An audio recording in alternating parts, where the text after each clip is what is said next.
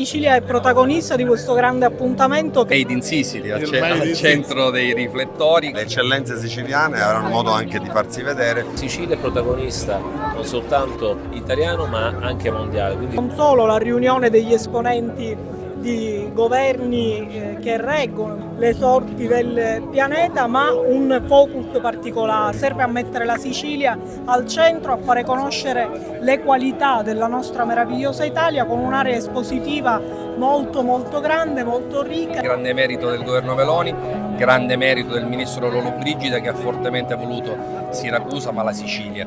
L'Italia riparte dal sud e la Sicilia è protagonista del sud, è protagonista del Mediterraneo. In un contesto in cui si parlerà di temi strategici di livello mondiale, dal punto di vista dell'alimentazione, dell'agricoltura. Siamo orgogliosi che il governo Meloni e il ministro Lollobrigida abbiano voluto dare questa grande attenzione alla nostra bellissima terra.